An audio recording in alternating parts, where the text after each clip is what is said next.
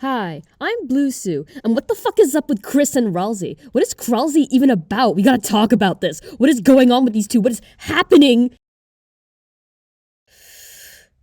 Okay, let's back up a bit. So, the new chapters of Deltarune have finally come out and once again taken the internet by storm. And whilst a lot of people have been rightfully taking interest in the new reveals about the knight's identity, the new Snowgrave content, and Tenna! Woo! Tenna! Gotta love Tenna! Love that guy! The thing that's been living rent-free in my mind is my boy, Ralsei. The new chapters have done a lot for Ralsei in terms of his character, to the point where he's probably my favorite out of the fun gang at this point. His feelings about his own agency and personhood, how this relates to whether or not the lives of Darkners matter, his whole relationship with Susie, the prophecy, the way his views on choices has shifted throughout the game. There's a lot to talk about. But one of the more subtle things I found out about these new chapters is how it handled the relationship between Ralsei and Kris. Kris and Ralsei are a bit of a weird relationship and have a bit of a controversial status in the fandom. At first it seems like a pretty neat ship. Ralsei has a pretty heavily implied crush on Kris, and it seems like it would be a pretty cute dynamic. But then there's the whole...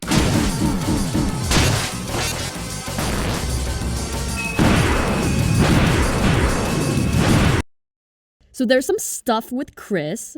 A major point in Deltarune is Kris's relationship with you, the player, and how you basically take away Kris's autonomy simply by playing the game. And when you take that, add in some implications that Kris isn't fully on board with Ralsei, and then take into account the Asriel of it all, you have a recipe for a weird-ass ship. And after these chapters have given us a lot more information on both of these characters, I wanted to take a closer look at their relationship, its purpose in the narrative, and how it's going to play out, because something tells me this relationship is going to be important later down the line. So let's get into it and answer the question, what in God's name is up with Ralsei?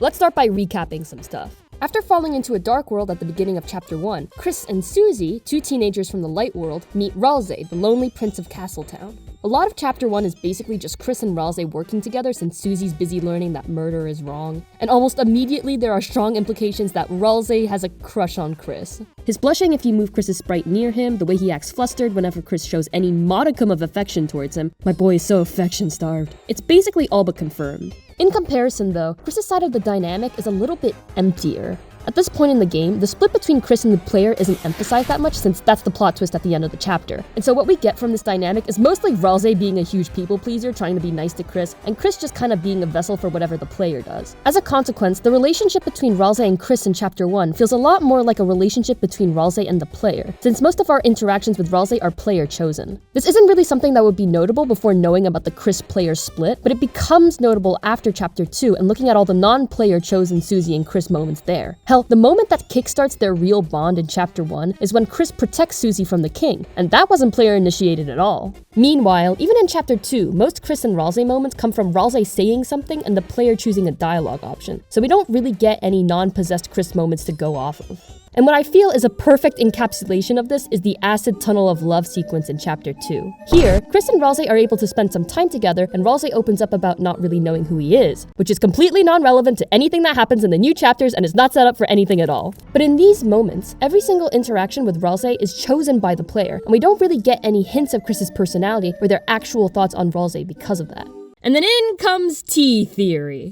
So for those who aren't aware, tea theory comes from the tea healing items that you can get in Chapter 2 that are all flavored after the main Deltarune cast, Kris, Susie, Ralsei, and Noelle. And it's generally agreed upon that the amount that a character gets healed by a specific tea flavor reflects how much they like the character the tea is based on. 120 points is the max a tea can give a character, except for Noelle with the Susie tea, but Noelle's a freak. And Ralsei gets a full 120 points when drinking the Kris tea. But when Kris drinks the Ralsei tea, they only get 60 points, implying that Kris is not that close, especially compared to how much they get healed from the Susie tea. Now, if we actually look at all the tea points, 60 points isn't actually that bad. Sure, it's the lowest out of all of Kris's relationships, but it's only 10 points below Kris's relationship with Noelle. And even though they are a bit distant, they still clearly care deeply about each other. Still, it's pretty low, especially since it's only 10 points above Noelle and Ralsei's tea reactions to each other, and they're practically strangers. And this is even weirder considering how much screen time these two characters have with each other. And the other thing to take into account is Kris's festival dialogue at the end of Chapter 2. When Susie asks Kris who they would want to go to the festival with, Kris seems seems to imply that they would want to go with Suzy by how they stare at her when the player chooses the silent option, and how they seem comfortable when the player chooses Suzy, but seems unsure whenever the player answers Ralsei or Noelle. Now, a lot of the Deltarune fandom has taken this to mean that Kris hates Ralsei, which I just don't understand. There is no evidence to support this. It's basically just flanderization via Deltarune hiatus brain rot. Still, we can definitely extrapolate the idea that despite how much screen time Kris and Ralsei have, their relationship is less fluffy than meets the eye from Kris's perspective, and that they probably do not like Ralsei on the same level that Ralsei likes them. But why? What's going on here? What has Ralsei done wrong? Is Ralsei evil? Shut the hell up. But let's get into that.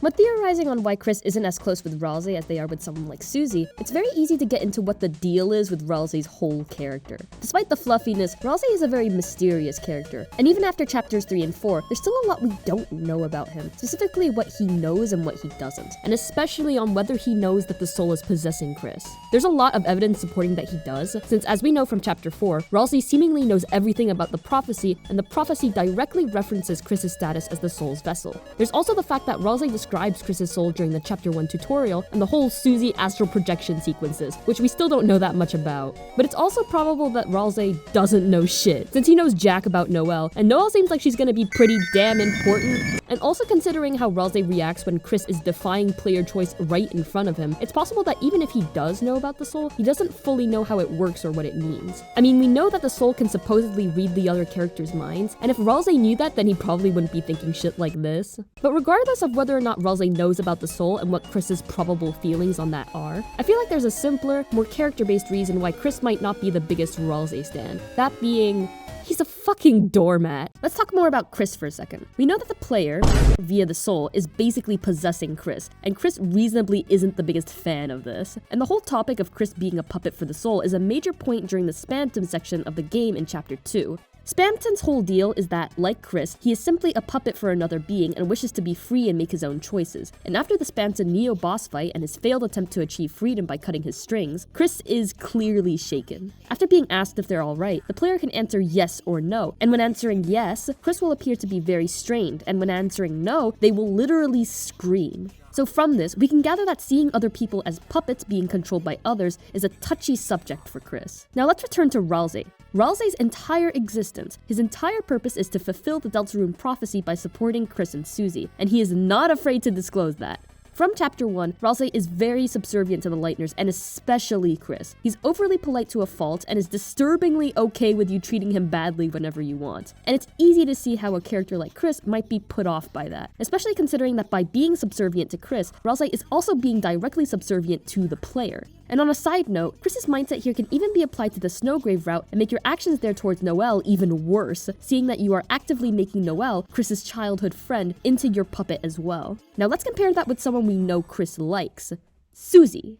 Now in contrast to Ralsei, Suzy's in-game personality is very loud and rebellious, but she also plays a fundamental role in contrasting Ralsei as a character who does not allow the player to make choices. In the game canon, Ralsei exists to serve the Lightners, but in terms of game roles, he also exists to serve the player and consistently tries giving us choices, saying in chapter 1 that he believes our choices matter. In contrast, Suzy consistently rips agency away from the player, with multiple situations where a choice will seemingly be given only for Suzy to just do whatever the hell she wants. She even influences Ralsei by ripping away Ralsei-given choices and just doing whatever she wants to do. And this might be one of the reasons why Kris likes Suzy so much. Suzy might even represent some sort of safe space to Kris, one where they don't have to worry as much about the player's input. And this could be further emphasized by how the Kris and Ralsei relationship is influenced by player input in chapters 1 and 2. Another thing of note is how Kris's actual personality would contrast with Ralsei's. Ralsei makes a note of Kris being a kind person, but from what we know of the real Kris, they're not actually the nicest. Don't get me wrong, I love my androgynous teenage puppet, and they're definitely not evil, but we get a lot of hints that Kris is a bit more complex than that. From what we know, Kris seems to have a more chaotic disposition, more in line with Suzy's. Rudy talks about how Kris would prank Noelle as a kid, and there are various references to this throughout the game. They can literally eat moss in the chapter 1 dungeon, and whilst this is chosen by the player, the way it pops back up in chapter 2 leads me to believe that this is something they would have done anyway. And generally the way that Kris and Suzy interact in the later chapters characterizes Kris more as a lovable menace than anything else.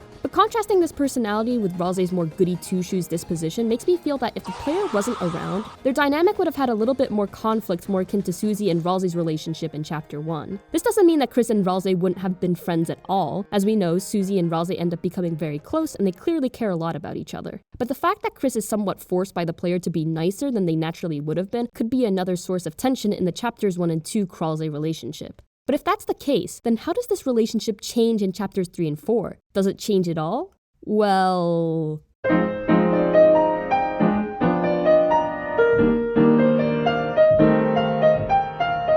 And now we get to the main reason I wanted to make this video, which is the contrast between the Ralsei relationship between Chapters 1 and 2 and Chapters 3 and 4. But what's the contrast? How has this relationship changed in the new chapters? Well, for one, we get more moments of Kris, the character, being more actively affectionate towards Ralsei, with the two main moments of this being in Ralsei's room and the end of Chapter 4. First off, let's talk about Ralsei's room. At the beginning of Chapter 4, you have the option to visit Castletown and get a scene where you can enter Ralsei's room. And damn, bitch, you live like this? Ralsei basically believes that having an actual room isn't something that he needs because he doesn't see himself as a person who deserves that, or maybe even a person at all. And when he asks Kris if a Darkner should feel emotions, you have the option of comforting him or saying no, like a monster. But if you're feeling particularly evil and choose of course not, Kris will yawn to cover up the not and make it sound like they're saying of course, and reconfirms this by nodding to Ralsei when he asks if that's what Kris meant. The other significant moment of this is at the end of Chapter 4. When Ralsei is spiraling and trying to keep a positive attitude, you have the option of saying that he's allowed to be unhappy sometimes, or again to be a fucking monster. And if you choose the former option, Kris kneels down to hug him. This feels like a contrast to the acid tunnel of love, or even in Chapter 1 where the player is the one that initiates a Ralsei hug, whereas in this instance it's solely Kris that initiates it. And we know this because we know that Kris is able to interpret the player's choices in different ways. They can say things in a different tone to convey a different meaning if they want, and from this interaction with Suzy, they could even self-harm themselves into not saying something if they were passionate enough. So the fact that Kris willingly gives this hug without the option being presented to the player, on top of the fact that Kris is known to not like hugs, feels significant. You can also show compassion to Ralsei by flopping on the floor with him, and whilst this is player initiated, this feels like something Kris would do, so I like to believe they would have done it anyway. So what's the deal? What made Kris that much more willing to be more affectionate with Ralsei in Chapter 4? Well, I think it's important to explain the context of these two scenes, as well as the build up to them throughout Chapters 3 and 4. First off, both of these scenes are about Ralsei questioning his personhood and asking Kris whether or not feeling emotions or having autonomy as a Darkner is valid. If the interpretation that one of Kris's points of tension with Ralsei is that Ralsei is a doormat is correct, these moments where he questions if he shouldn't be would be ones where Kris, as a character who seemingly wants to believe in freedom, would want to support. On top of this, Chapters 3 and 4 overall have a heavy emphasis on Ralsei's identity crisis and whether or not he's real or worthy of personhood, something he directly comes into conflict with Suzy about. And learning more about Ralsei's internal struggle could be something that would allow Kris to warm up to him more and maybe make them more willing to be kinder, especially in these vulnerable moments. And let's talk about Ralsei's last comment to Kris at the end of Chapter 4, because this is something that feels especially significant. For context, one of the ways we know about the split between the player and Kris is because of Kris's piano playing. We, as the player, are canonically garbage at playing the piano, since every time we interact with one as Kris, it plays an unpleasant... However, the character Kris is someone who is known to be a good piano player, as Toriel and the nurse at the hospital comments on. And it seems like their inability to play the piano post-soul possession seems to really get to them based on their frustrated look after trying to play one in the hospital. And in Chapter 4, a chapter filled with gameplay-relevant pianos, a gigantic piano needs to be played in order to progress. But we as the player can't do it because, say it with me now, we are canonically bad at piano. But after a bit of encouragement from Suzy, Kris, for once, is able to take the lead. And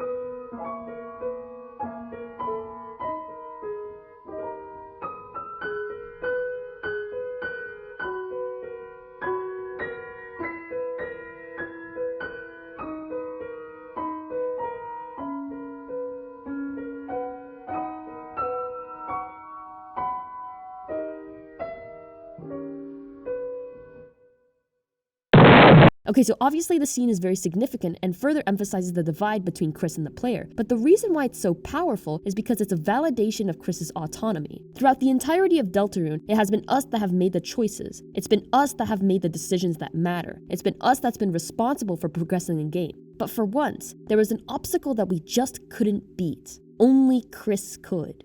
And at the end of chapter 4, when Kris leaves to go seal the fountain, Ralsei says one more thing.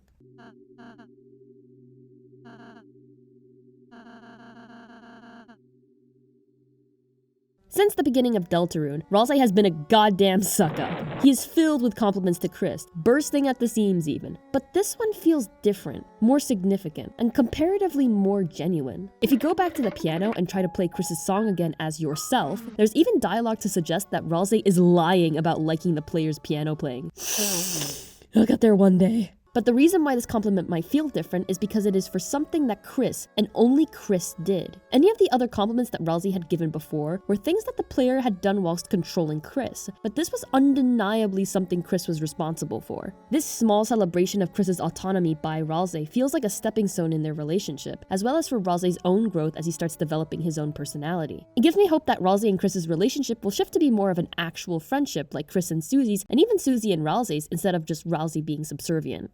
But Sue, what about Asriel? Isn't Ralsei Asriel? What's going on there? What about Asriel? Man, I don't even know.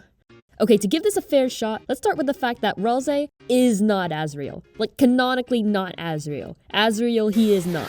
We know this because Ralsei is very clearly his own person. It would be very weird to have all this buildup of him developing his own personality just for him to be Asriel. But on top of it not really making narrative sense, we get dialogue in chapters 3 and 4 that show that they are not the same. Whilst Noelle comments on how Ralsei looks similar to Asriel in both chapters 2 and 4, Kris is very adamant on the fact that they do in fact look different, to the point where it's apparently laughable to them. We know this because of Susie's interaction with the Asriel photo, and the fact that Kris straight up says to Ralsei that they don't think they look the same. But in spite of that, we gotta admit that there is some sort of link here. Ralsei is literally an anagram for Asriel, and as the only other non-Dreamer goat character, there does seem to be a similarity that even Noelle points out. So what does this mean?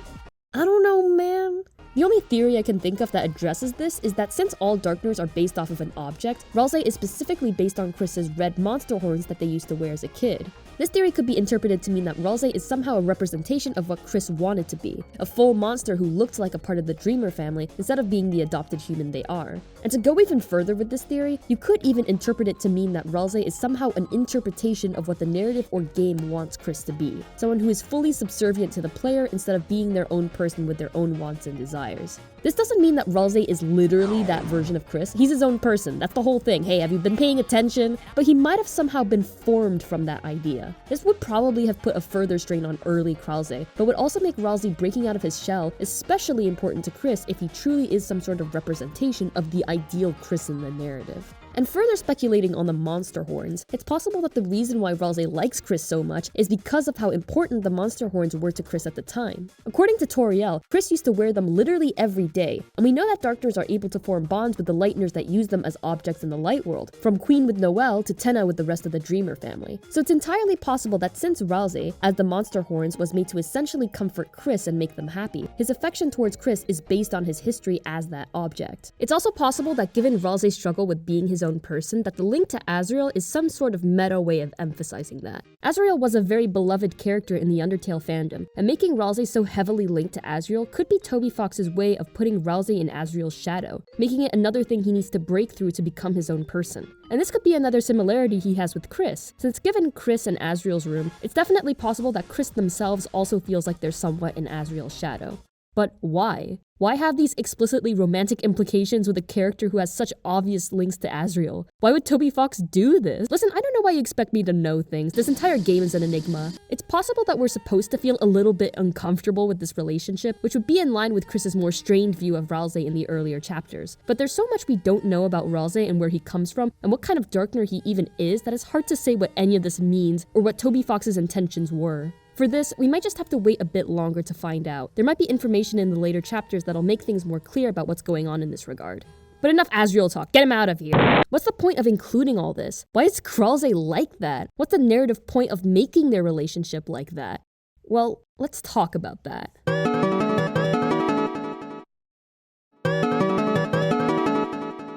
When analyzing why something is the way it is in a work of art, it's important to take into account that it's from a work of art to begin with.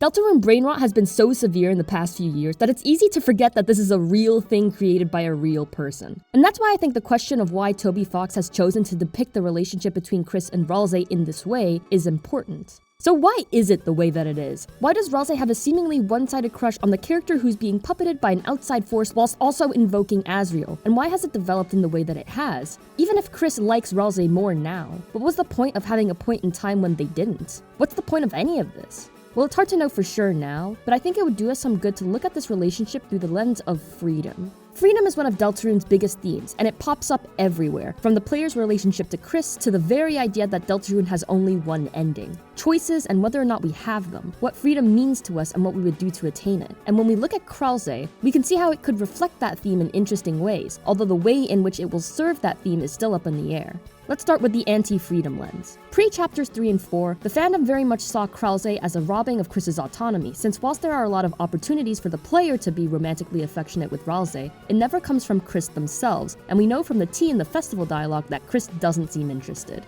The idea that the Ralsei ship is a robbing of freedom could be really interesting commentary on romantic plots in media, and how a character merely showing interest is basic confirmation that it's canon, and would be further commentary on the player-Kris split, since Ralsei's a bit of a fandom darling. This on top of the whole Asriel thing could give this ship a level of discomfort that would suit an anti-freedom lens. We need to remember that even if Ralsei in-universe doesn't look that much like Asriel, he's still invoking him in some way, and that was a deliberate choice by Toby Fox. However, there's also ways of interpreting this relationship through a more pro-freedom lens, specifically through Ralsei's perspective. The idea behind romantic Ralsei being anti-freedom is that the game or the player is somehow forcing the Ralsei ship. But if we go by what Ralsei says in chapters 3 and 4, Darkners aren't supposed to have feelings. Ralsei makes a big deal out of the fact that he's starting to develop his own likes and dislikes, his own personhood. And I don't know about you, but last I checked, crushes were supposed to be emotion-based. My team is still looking into it. We'll get back to you in 7 work days. And the way that Ralsei has gone about these feelings in the past few chapters is also notable, because even though his romantic crush is pretty apparent, he never expects it to be reciprocated. He always acts shocked whenever it is, and is comfortable settling for literal breadcrumbs when it comes to affection from other people. And again, he is disturbingly okay with Kris treating him like garbage. Through a Ralsei perspective, the idea of Ralsei could actually be very pro-freedom, since it would validate his emotions and therefore his personhood and agency in spite of what he says about his role as a Darkner who wouldn't need those things. And it could also be a point of connection between the two, the fact that they are both beholden to the whims of things out of their control, like so many other things in Deltarune. At this point in time, either route seems plausible, and we've still got 3 more chapters of potential relationship building that could lean towards one or the other. Personally, I feel like the anti-freedom reading has more potential for the meta-narrative, but who knows? These past few chapters have given us a lot more information on these characters, and we're bound to receive more in the future that'll change the game moving forward, so my opinion is subject to change. But if I am to be a bit self-indulgent, I really like these characters, and I think their relationship is genuinely fascinating. More than anything, I just want them to get along and be happy. And whether that's in a romantic or platonic way doesn't really matter too much to me. I'm really happy that these chapters seem to be hinting towards them getting along more, and I hope that the trend continues in future chapters. But one thing's for sure, this relationship will be important in the future on a thematic level, and the way it develops will be worth keeping an eye on. Or maybe Kris just fucking hates Ralsei, I don't know.